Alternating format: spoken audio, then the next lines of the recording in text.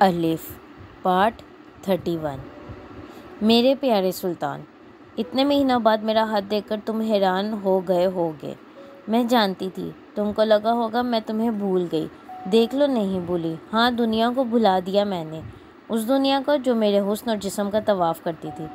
मैं मुशरिक थी, मोहित हो गई। जानती हूँ ये बातें तुम्हारी समझ में कहाँ आती होंगी, फिर भी लिख रही हूँ।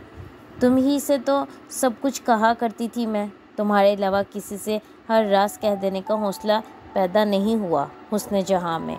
कोई तुम्हारी तरह मेरे राजों के लिए कुआं बनने की हिम्मत भी नहीं रखता था। अपनी खुशी का आलम तुम्हें कैसे बताऊं। मैं और ताहा बहुत अच्छी ज़िंदगी गुजार रहे हैं, एक कमरे के घर में। हाँ, मैं जानती हूँ तुम हंसोगे मुझ पर, मगर परवाह नहीं है। मैं ये भी जानती हूँ तुम कहोगे महल से झोंपड़ी में आ गई आप हुस्न जहाँ जी, और फिर भी कह रही हैं कि खुश हैं। पर मैं शायद तुमको ये नहीं बता पाई कभी कि महल में जो सुइयाँ चुभती थी शहज़ादी को, वो यहाँ इस झोंपड़ी में नहीं चुभती। इस घर को अपने हाथों से सजाया है मैंने, इसका एक एक कोना, एक एक दीवार। सारा दिन यही करती रहती हूँ यहाँ।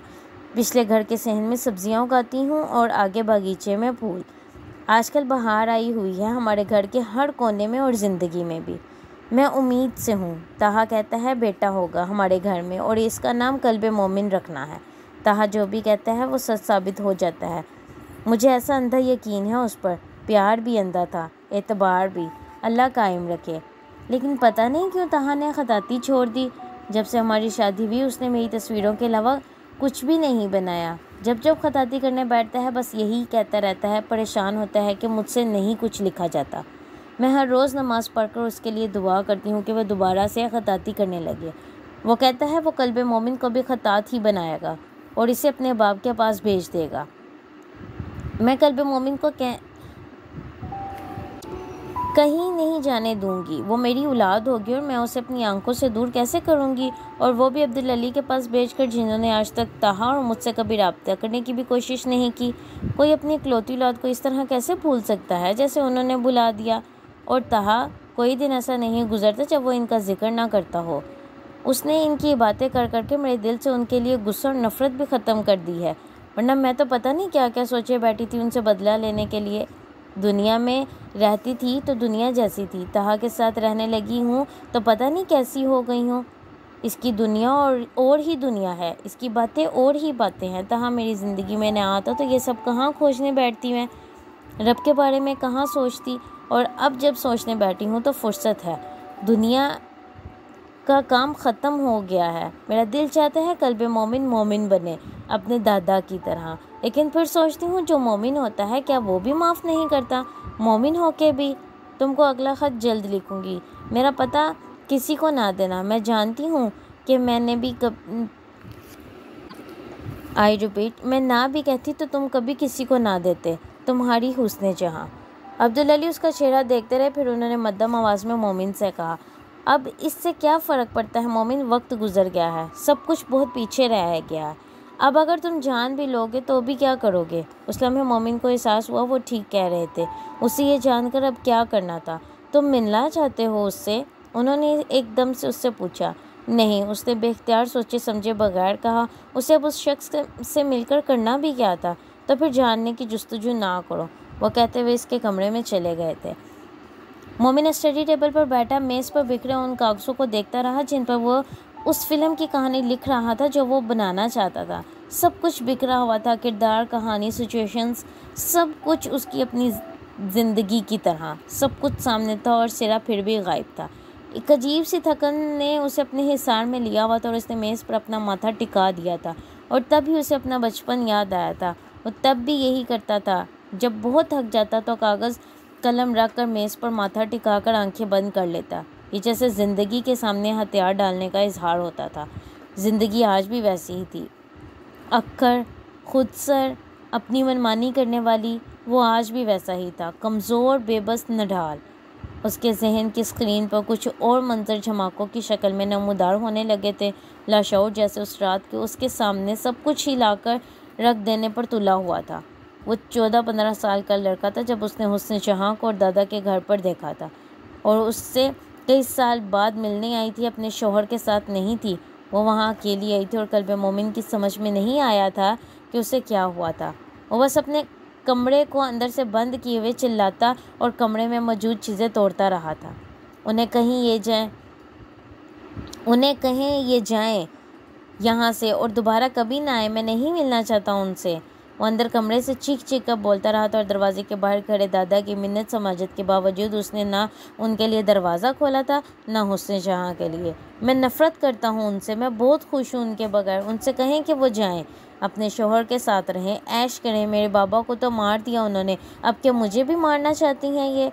उसके दिल में जो आया वो बंद कमरे में चीज़ों को फेंकते तोड़ते हुए बुलंद आवाज़ में चिल्ला कर कहता चला जा रहा था। बाहर से उसे अब्दुल अली की वजाहतें और मिन्नतें सुनाई देती रही थी, मगर हुस्न जहाँ की नहीं।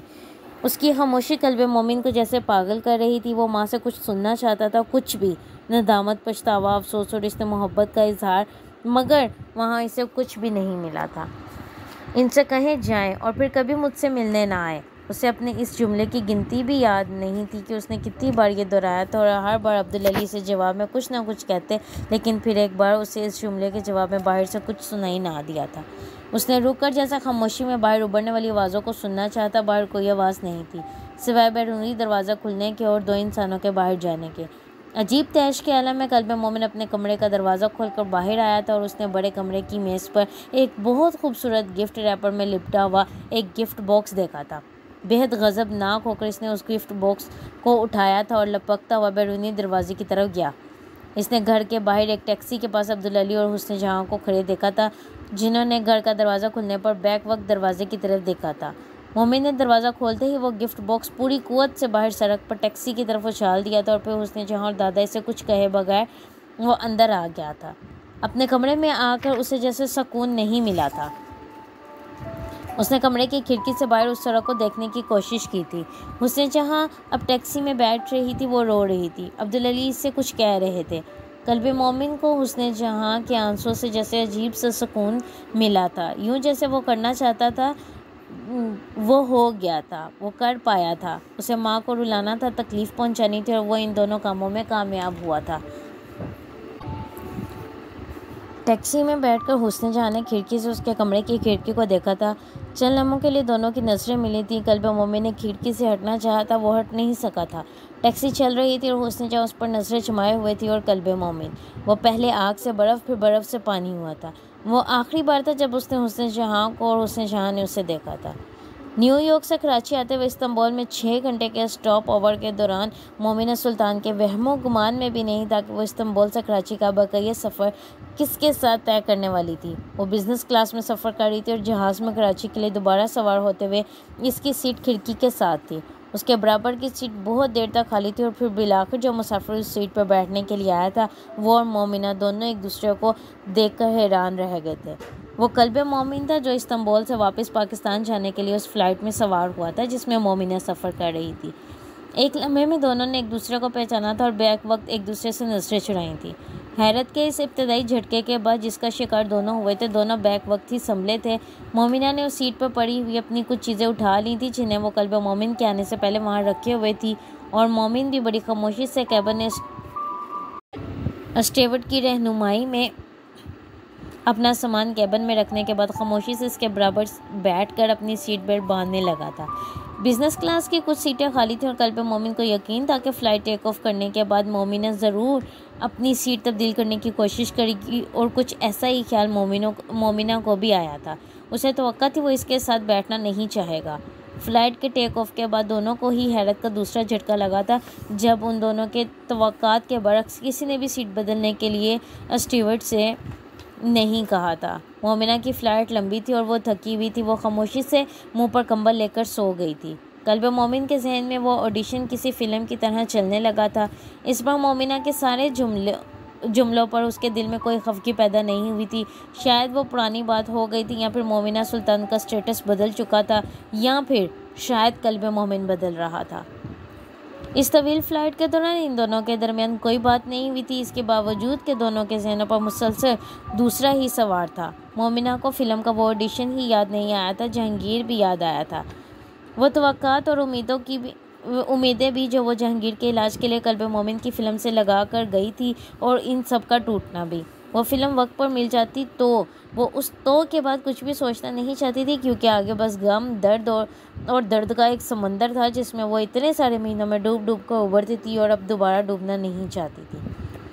उसके साथ बैठा कल्ब मोमिन पिछले कुछ महीनों में मोमिना सुल्तान की सारी फतूहात 2 मिनटों में अपनी उंगलियों के पोरों पर गिनवा सकता था। मोमिना सुल्तान के करियर के बारे में हर खबर को वो खोजता रहा था। उसकी पहली फिल्म में उसके रोल से लेकर ब्रॉडवे पर होने वाली उसके प्ले और उसकी अगली 2 फिल्में साइन करने के बारे में भी।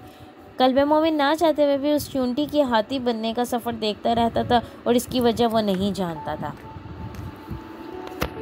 उसके बरक्स मोमिना सुल्तान को कल्ब मोमिन के बारे में अब कुछ भी पता नहीं था, ना इसकी इस कमर्शियल मूवी के बारे में जिसके लिए वो ऑडिशन देने गई थी, ना उस दूसरी फिल्म के बारे में जिसकी अनाउंसमेंट के बाद पूरा मीडिया कल्ब मोमिन का मजाक उड़ाने में मसरूफ़ था। वो अमेरिका में सिर्फ अपने काम और अपनी ज़िंदगी के बारे में महव रही थी। पाकिस्तानी इंटरटेनमेंट इंडस्ट्री वक्ती तौर पर इसके किनूस से गायब हो गई थी और उसने मुंसलिक सब लोग भी। अक्सर और दाऊद के साथ भी उसकी बातचीत अमेरिका में होने की वजह से कुछ महदूद हो गई थी और अब यकदम जब कल्ब मोमिन उसके बराबर आ बैठा था तो मोमिना सुल्तान अपने इस खोल से एकदम जैसे बाहर आ गई थी जिसमें वो पिछले कई महीनों से कैद थी। उसका ज़र्ब छोटा होता तो वो उससे फ़ख्रिया कहती कि देखो आज मैं तुम्हारे बराबर बैठी हूँ और मैंने तुम्हें गलत साबित कर दिया। तुम कहते थे मैं फ़िल्म की एक्ट्रेस नहीं हूँ, तुम कहते थे मैं अपना जिस्म दिखाए बगैर किसी फ़िल्म में काम नहीं कर सकती, देखो मैंने तुम्हें झूठा कर दिया। उसकी जगह बैठी कोई और लड़की होती तो कल्ब मोमिन से ये सब कहने का मौका कभी ज़ाया ना करती, मगर वो मोमिना सुल्तान थी, सब कुछ पी जाने वाली, गमारो ज़ल्लत सब। सफ़र में चंद बार मोमिना को इससे बात करने का ख्याल आया और जितनी बार आया इसने इसे झटक दिया। वो मोमिना सुल्तान के सामने छोटा पड़ जाता, इससे बात का आगाज़ करके, और बात करता भी तो क्या करता, उसे मुबारकबाद देता उसकी कामयाबियों पर या माजरत करता कि उसने उसके टैलेंट को गलत जाना। ये दोनों जुमले कहने के लिए कल्ब मोमिन के पास ना ज़र्फ़ था ना जुर्रत, और इसके पास बैठे कल्ब मोमिन पर यह खौफनाक इंकशाफ भी हुआ था कि वो मोमिना सुल्तान के सामने एहसास कमतरी का शिकार हो रहा था और ये कल्ब मोमिन की ज़िंदगी में पहली बार हो रहा था। एहसास कमतरी वो भी एक लड़की के सामने, और वो भी वो एक्ट्रेस जो उसके पास काम मांगने आई थी। कल्ब मोमिन ने जैसे खुद ही इस एहसास से निकलने के लिए जद्दोजहद की। वह एहसास वहीं का वहीं था, किसी भूत की तरह उसके सामने नाचते हुए। शकूर ने दरवाज़ा खोलने पर कल्ब मोमिन को देखते ही चीख मारी थी और मोमिन उसकी चीख पर जैसे लम्हा भर के लिए हक्का बक्का रह गया था। फिर वो झुलाकर अंदर जाते हुए बोला, क्या बदतमीज़ी है ये। अपना बैग खींचते हुए इसने शकूर को दरवाजे के सामने से हटा दिया था। आपने अपने आने का बताया ही नहीं, शकूर ने गड़बड़ाए हुए अंदाज में इसके पीछे लपकते हुए कहा था। तो मोमिन ने तीखे अंदाज में मुड़कर इसे देखे बगैर लाउंज में जाते हुए कहा, और लाउंज में कदम रखते ही वो खड़े का खड़ा रह गया था। एलईडी पर एक इंडियन फिल्म चल रही थी और शकूर के 3-4 दोस्त वहाँ बैठे खाने की चीज़ें लाउंज के सोफे के सामने पड़े कॉफ़ी टेबल पर बिखेरे बैठे थे। लाउंज की हर चीज़ बिखरी हुई थी। मोमिन को देखकर वो एकदम हड़बड़ा कर उठे थे। मोमिन ने पलट कर अपने पीछे आते शकूर को देखा था, जिसने इंतहाई नर्वस अंदाज में कहा था, ये बस जा ही रहे थे, खुदा हाफिज़। उसने पहला जुमला मोमिन से कहा और खुदा हाफिज़ उन चारों से जो उजलत के आलम में अपने जूते ढूंढते हुए इन्हें पहनकर अब वहाँ से निकलने के चक्कर में थे। मोमिन सीने पर बाजू लपेटे कुछ भी कहे बगैर वहाँ खड़ा उन चारों को वहाँ से जाता देखता रहा और उनके जाते ही वो शकूर पर बरस पड़ा था। तुम मेरे पीछे ये करते हो? वो मेरी सालगिरह थी। शकूर को इसके अलावा कोई और बहाना नहीं सूझा था। 6 महीने में तीसरी दफ़ा पैदा हुए हो तुम, अब एक बार और पैदा हुए तो नौकरी से फ़ारग कर दूंगा तुम्हें। उस पर तकरीबन चिल्लाते हुए वो अपनी ट्रॉली बैग खींचते हुए अपने कमरे की तरफ गया था और कमरे की हालत देखकर वो एक बार फिर धड़ा था। उल्लू के पट्टे। बाहर लाउंज में शकूर उसकी आवाज़ पर लपकते हुए अंदर जाते हुए बड़बड़ाया था, मुझे बुला रहे हैं फिर। अच्छे भले गए हुए थे तुर्की, पता नहीं इनका दिल क्यों नहीं लगता वहाँ। अम्मा क्यों रो रही हैं आप? मोमिना ने सुरैया को खुद से अलग करने की कोशिश करते हुए कहा, जो इसे साथ लिपटाए रोए चले जा रही थी। बस उसे आदत है, तो तू परेशान ना हो। सुल्तान ने जैसे पर्दा डालने की कोशिश करते हुए मोमिना से कहा था। हाँ, बस तुझे इतने हफ्तों बाद देखा तो रोना आ गया। सुरैया ने भी जैसे खुद को संभालने की कोशिश की थी। वो भी थोड़ी देर पहले ही घर पहुंची थी।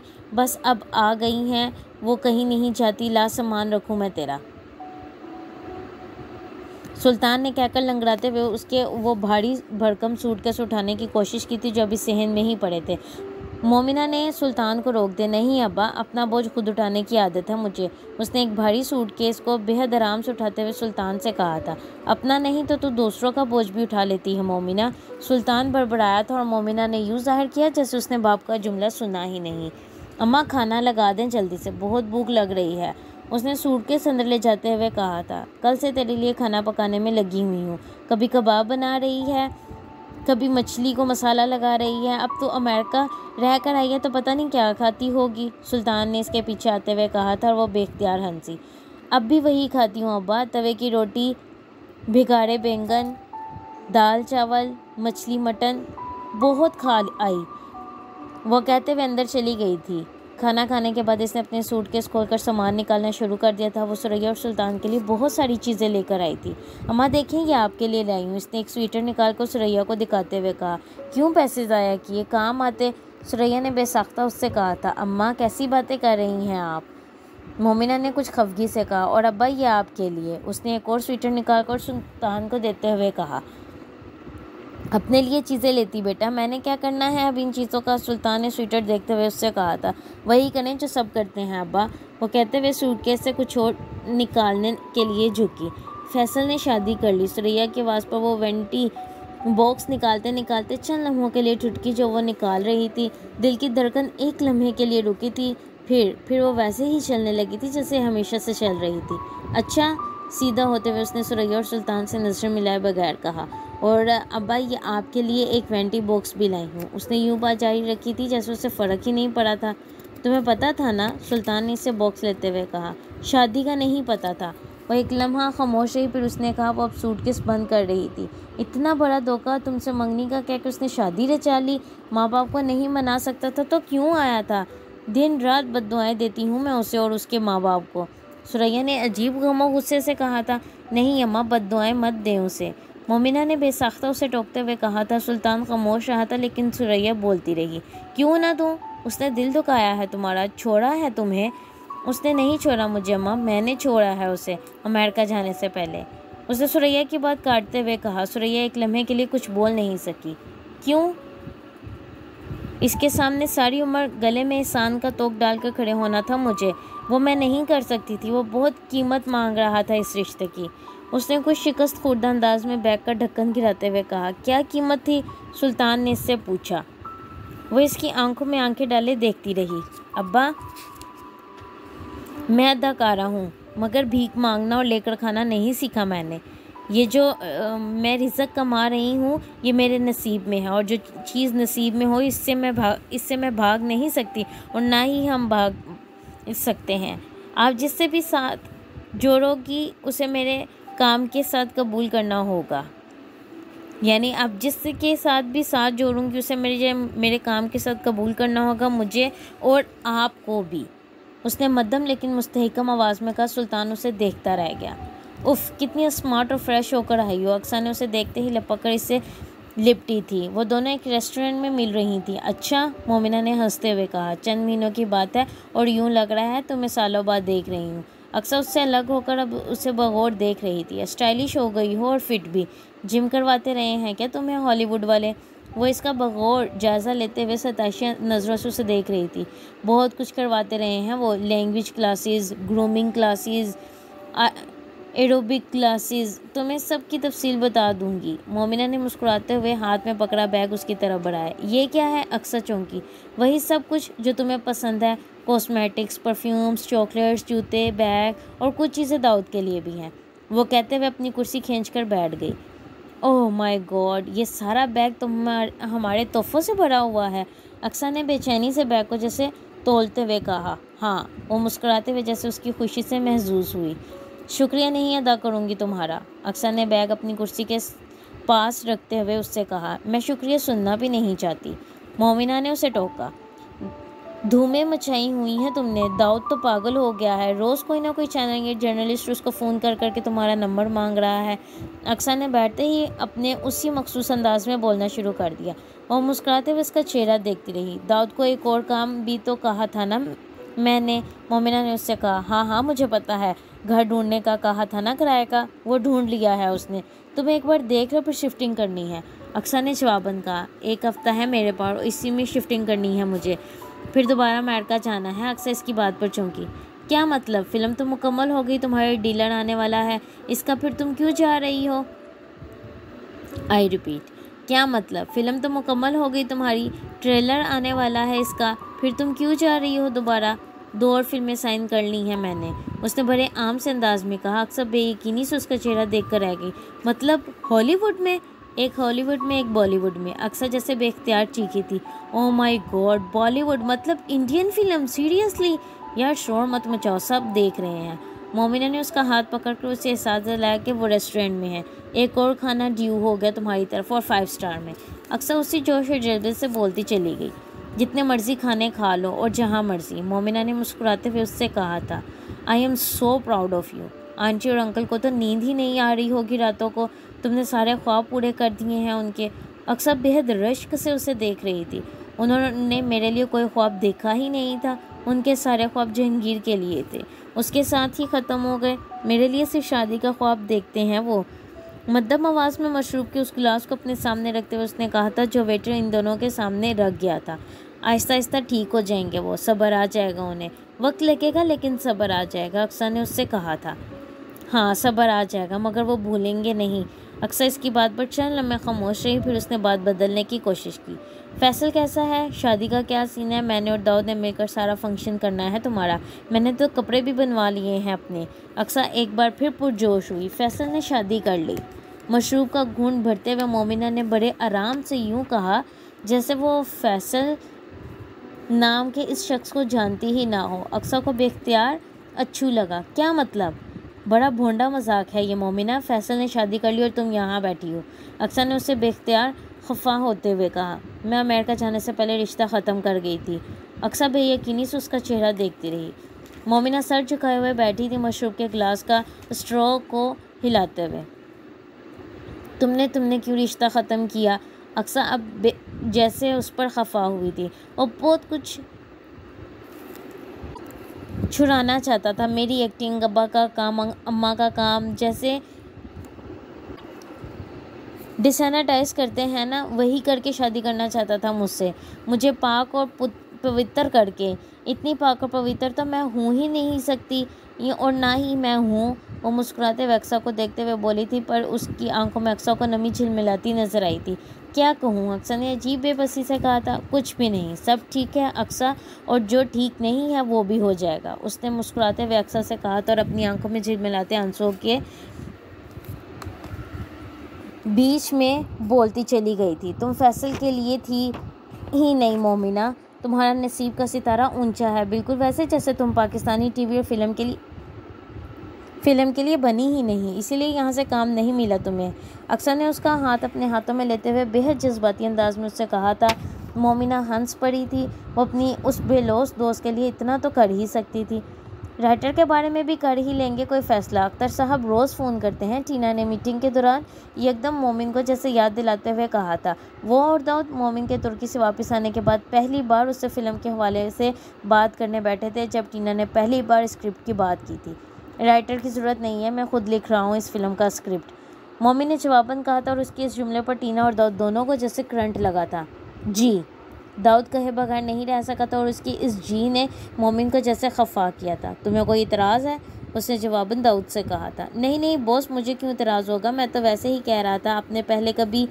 दाऊद बात मुकम्मल नहीं कर सका, उसका फ़ोन एकदम बजने लगा। उसने फ़ोन उठाकर उसे देखते हुए कहा था, सदफ़ का फ़ोन है, पता नहीं क्यों बार बार कॉल कर रही है। दाऊद ने एक जर्नलिस्ट का नाम लेते हुए मोमिन से कहा, मेरी फ़िल्म के बारे में ही कोई आर्टिकल लिखना चाहती होगी, मुझसे भी बात करवा देना, मोमिन ने बेसाख्ता कहा। चले, मैं स्पीकर पर ही ले लेता हूँ उसे, दाऊद ने कॉल रिसीव करते हुए कहा। थैंक गॉड तुमने कॉल रिसीव की, कब से फ़ोन कर रही हूँ तुम्हें, सदफ़ ने दाऊद की आवाज़ सुनते ही कहा। सॉरी, बस बिज़ी था, अभी भी मोमिन भाई के साथ एक मीटिंग में हूँ, दाऊद ने जवाबन से कहा। अच्छा, तो फिर ज़्यादा वक्त नहीं लूँगी, मुझे मोमिना सुल्तान का कॉन्टैक्ट नंबर चाहिए, इंटरव्यू करना है मैंने, तुम्हारी दोस्त है ना। कल वह मोमिन ने माथे पर बल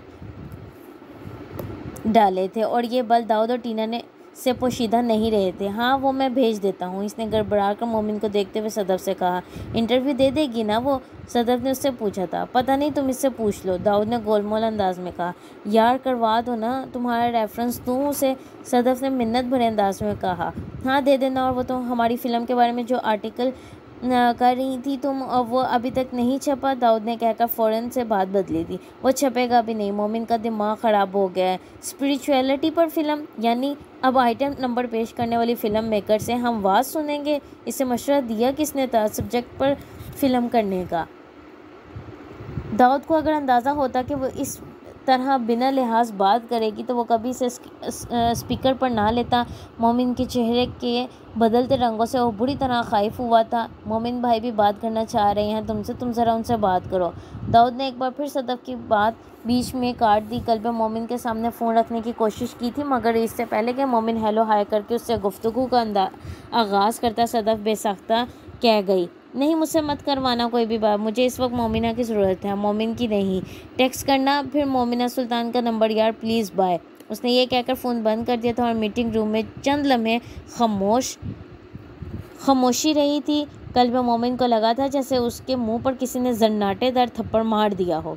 ज़िंदगी में पहली बार किसने कल मोमिन से बात करने से इनकार करके किसी और से बात करने को तरजीह दी थी और कल मोमिन को जैसे अंगारा कर दिया था।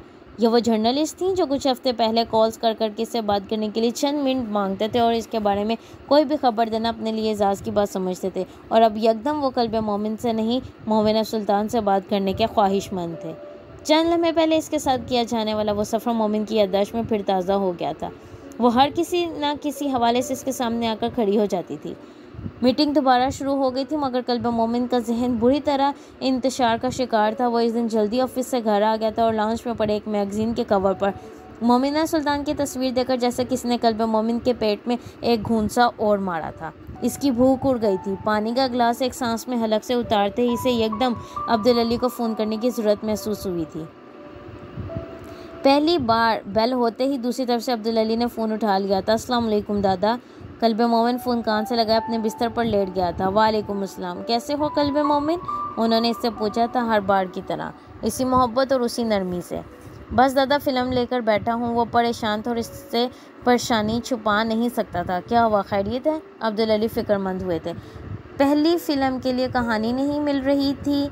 दूसरी बात यह है कि अब कहानी मिल गई है तो फ़िल्म का फाइनेंस नहीं मिल रहा। कोई भी इस फिल्म में इन्वेस्ट नहीं करना चाहता, उसने अब्दुल अली से कहा था। कल्ब मोमिन की फ़िल्म है, तब भी अब्दुल अली ने हंसकर कहा था। कोई और मौका होता तो कल्ब मोमिन को गुस्सा आ जाता, मगर इस पर इसे गुस्सा नहीं आया था। आप कर लें तंज, उसने एक गहरा सांस लेते हुए कहा। तंज नहीं कर रहा हूँ मैं, बस याद दहानी करवा रहा हूँ तुम्हें इन्हीं सब पर साथी होने का गुमान था ना? अब्दुल अली ने जवाबन उससे कहा था। जब स्क्रिप्ट पूरा हो जाए तो मुझे बता देना, मैं दे दूंगा तुम्हें फ़िल्म के लिए पैसे, उन्होंने मध्यम आवाज़ में उससे कहा था। आप कहाँ से देंगे दादा? आपके पास कहाँ से आएगा इतना पैसा? मोमिन इनकी बात पर हैरान हुआ था। एक फ़ोन नंबर भेजूंगा तुम्हें, जो तुम्हारी सालगिरह पर हर साल तुम्हें कैलीग्राफी बेचता हूँ, वो बेच देना इस फ़ोन नंबर वाले आदमी को, मसला हल हो जाएगा तुम्हारा, उन्होंने उसी पुरस्कून और मध्यम आवाज़ में कहा था। कल्ब मोमिन बेख्तियार हंस पड़ा। दादा ये करोड़ों की बात है, आप क्या समझ रहे हैं? अरबों की बात तो नहीं है ना? अब्दुल अली ने जवाबन इससे कहा था। कल्ब मोमिन ने गुफ्तगू का मौजू तब्दील कर दिया। वो ये नहीं चाहता था कि वो अपनी ज़ुबान से इन्हें यह बताए कि इनके खताती के इन नमूनों के लिए कोई चंद लाख भी मुश्किल से देगा, कहाँ ये कि करोड़ रुपए दे या करोड़ों रुपए दे। दादा तुर्की में बैठे अपने इस छोटे से कस्बे के घर में शायद एक ऐसी ख्याली दुनिया में जी रहे थे जिसमें इन्हें किसी चीज़ की सही कदर कीमत का अंदाज़ा ही नहीं था, ना रुपए की अहमियत का, ना खताती की वक़्त का। इनसे बात ख़त्म करते हुए कल्ब मोमिन सोचे बगैर नहीं रह सका था। कॉल ख़त्म होने के कुछ देर बाद इसके सेल फ़ोन पर अब्दुल अली की तरफ से एक फ़ोन नंबर और एक शख्स का नाम भेजा गया था। कल्ब मोमिन इस नाम और नंबर को गायब दिमागी के आलम में देखता रहा। इसके जहन पर इस वक्त बहुत सारी चीज़ें सवार थीं और इनमें इस शख्स से रब्ता करना कहीं भी नहीं था। जारी है। नावल का अगला हिस्सा सुनने के लिए चैनल को लाइक और सब्सक्राइब करना मत भूलें। शुक्रिया।